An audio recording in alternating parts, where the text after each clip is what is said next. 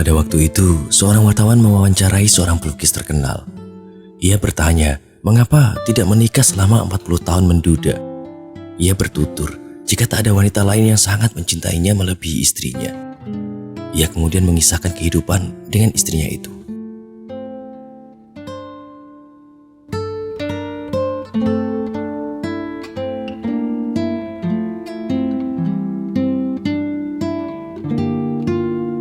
Suatu ketika, seorang wanita cantik sedang berjalan-jalan. Ia melihat seorang penjual lukisan tengah tertidur pulas. Orang itu bernama Jolwoo. Jolwoo dibangunkan oleh wanita itu karena ia akan membeli semua lukisan Jolwoo. Ada satu lukisan yang membuat wanita itu sangat suka. Itu adalah lukisan wanita tanpa wajah. Dalam pertemuan tersebut, wanita itu tak mau menyebutkan namanya. Karena itu, Jolwoo memberinya julukan mandu atau pangsit. Pangsit merupakan makanan kesukaan Jolwoo. Ternyata, wanita pangsit ini merupakan seorang pelukis dan wakil kurator dari sebuah museum. Namanya adalah Seo Ri-ai. Ri-ai tak pernah puas dengan hasil lukisannya. Ia lebih menyukai lukisan Jolwoo yang tadi ia beli. Suatu pagi, Jolwoo yang tidur di dalam peti dibangunkan oleh pacarnya. Pacar Jolwoo ingin sekali dilukis oleh Jolwoo. Akan tetapi, Jolwoo hanya mau melukis wajah cinta pertamanya. Lukisan Jolwoo sangat bagus. Ibu Ri-ai pun kagum melihatnya. Disangka lukisan tersebut adalah lukisan Ri-ai. Ri-ai kembali mencari Jolwoo di taman. Namun, ia tak dapat menemukan Jolwoo. Dengan kecewa, ia hanya menemukan kardus bekas tempat Jolwoo jualan. Ia pun kembali di keesokan pagi dengan memborong lukisan Jolwoo.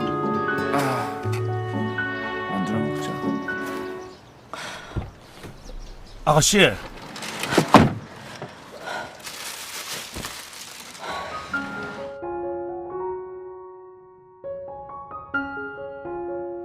itu membuat Jolwoo kebingungan dengan hilangnya lukisannya. Dalam perjalanan pulang, Ri-ai mengeluh tentang penyakitnya. Penyakit itu adalah suatu kondisi ketika darah bersih dan darah kotor bercampur di dalam jantung. Hal itu membuat ia harus mendapatkan donor jantung, di mana dahulu seseorang bernama Sun Bula yang seharusnya mendapatkannya. Ri-ai merasa bersalah akan hal itu. Malam hari itu, Jolwoo tengah kedinginan di kardus kediamannya. Ia tak bisa kembali ke kamarnya karena telah diusir oleh pemilik kos. Ia pun mencoba menghubungi pacarnya, akan tetapi tak dapat tersambung. Sehingga ia memutuskan untuk menjual bakat melukisnya seharga 100.000 won. Ri-ai yang melihat hal itu langsung mencari Jolwoo. Kala itu, Jolwoo ditemukan mabuk dalam sebuah bar. Saat itu, Jolwoo melihat pacarnya pergi dengan sahabatnya di bar itu. Karena mabuk yang berat, Jolwoo akhirnya pingsan malam itu.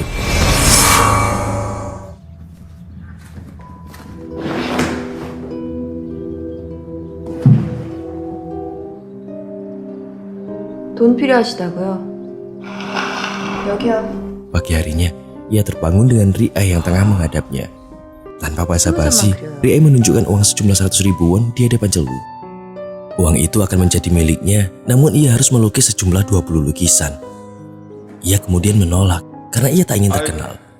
Namun ia tak punya pilihan lain, sebab ia dikurung dan ponselnya disita oleh Ri-ai.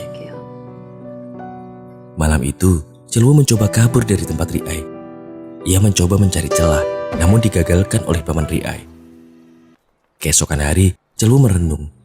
Ia selama ini sangat ingin melukis di kanvas yang besar. Sambil memandang kanvas di depannya, ia langsung melukis dan membuat Ri-ai kagum.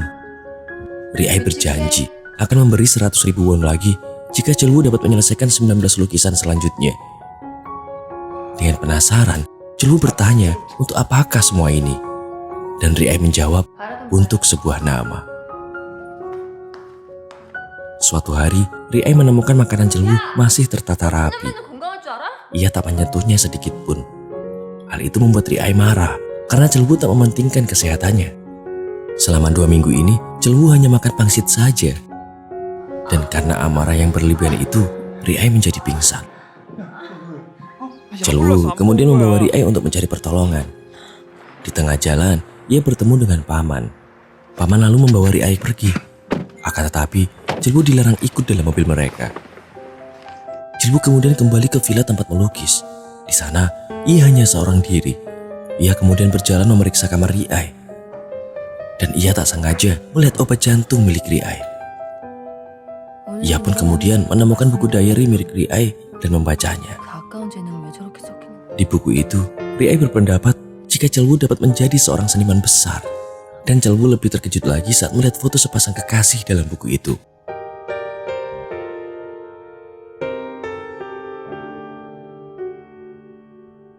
Beberapa hari kemudian, Celwu telah menyelesaikan separuh total lukisannya. Ia mempersilahkan Riai untuk menuliskan namanya. Namun, Riai hanya menulis kata cinta dalam aksara Cina. Hal itu membuat Celwu bertanya-tanya, siapakah nama Riai yang sebenarnya? Riai kemudian memberitahu Celwu dan mereka tertawa. Kenangan tentang Riai menghiasi malam itu. Ia bersama Sunwoo berlari dari rumah sakit untuk sekedar berfoto. Dalam masa remaja yang seru itu, kedua anak itu menderita sakit jantung. Mereka tergeletak bersama saat penyakit mereka kambuh.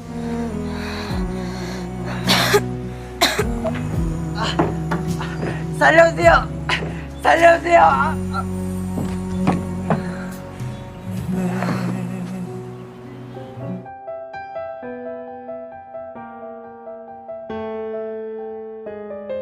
Riai ternyata mempunyai sisa umur yang pendek, meskipun ia telah melakukan operasi transplantasi jantung. 내 죽을 뻔했잖아.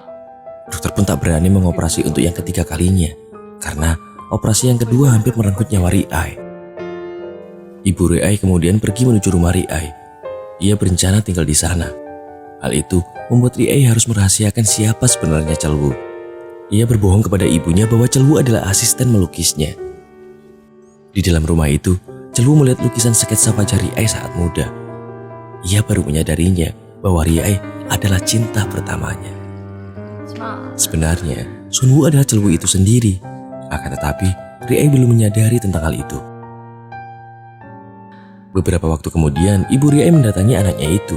Sementara, Riai telah menyelesaikan satu lukisan. Dengan berat hati, Riai mengaku kepada ibunya bahwa itu semua bukan lukisannya. Ia hanya melukis satu lukisan. Ibunya pun mengerti dan menyuruh Riai untuk melanjutkan lukisan tersebut tanpa diketahui orang lain. Setidaknya, itulah cara ibu Riai untuk membuat nama putrinya terus dikenang. Celwu kemudian mengatakan kepada ibu Riai tentang dirinya yang sebenarnya. Setelah mengetahui bahwa Celwu adalah Sunwoo, ibu Riai melarang untuk mengatakannya kepada Riai.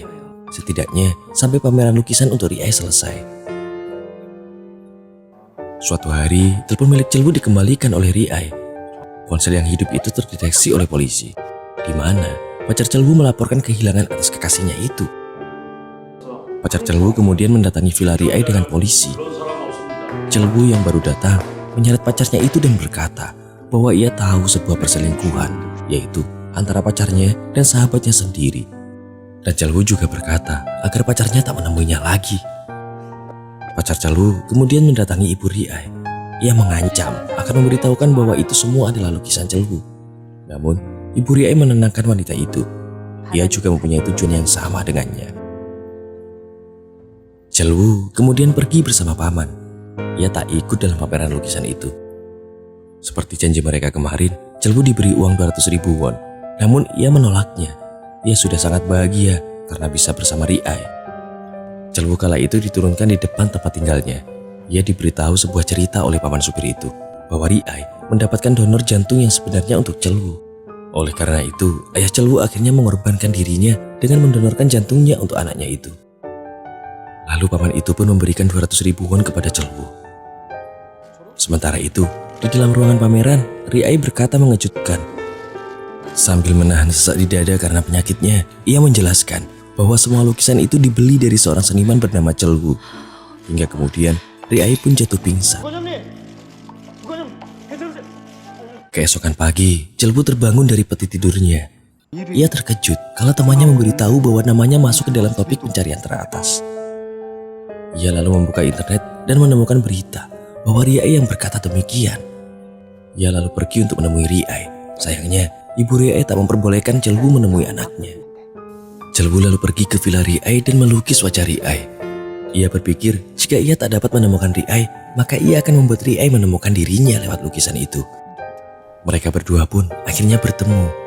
Kala itu, Celwu melamar Riai untuk menjadi istrinya.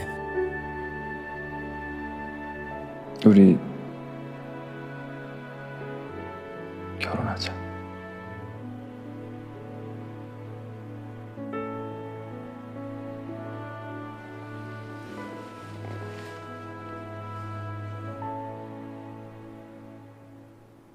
Suatu waktu saat tengah berdua, Riai menemukan bekas luka di dada Celwu. Kemudian Celwu menjelaskan yang sebenarnya, bahwa ia adalah Sunwu, dan bekas luka itu adalah bekas transplantasi jantung dari ayahnya. Setelah mengetahui hal itu, Riai menangis dan bersyukur. Beberapa saat kemudian, sakit dada Riai kambuh lagi. Sambil menangis, ia berkata kepada Celwu bahwa ia ingin hidup. Ia tahu bahwa umurnya tak akan lama lagi. Celwu pun bersedih mendengarnya. Ia hanya bisa menenangkan istrinya itu. Karena cintanya untuk suaminya, Riai berhasil membuat kontrak dengan banyak museum. Ia ingin melakukan sesuatu sebelum ia pergi untuk selamanya. Hari pun berlalu. Suatu ketika, dengan wajah yang semakin pucat, Riai merengek ingin mendaki gunung. Celwu pun menggendongnya, kemudian pergi. Mereka kemudian bertemu paman. Lalu Riai berpamitan dengan berkata, "Sampai jumpa paman." Seperti berpamitan untuk yang terakhir. Itulah kisah yang diceritakan pelukis tua yang terkenal itu, Celwu. Celwu tua masih mengisi buku diary yang dulu diisi oleh istrinya. Ia pun teringat, ternyata istrinya telah mengetahui bahwa dirinya adalah Sunwu sedari dulu. Dia mengetahui hal itu dari lukisan dirinya di buku diary itu.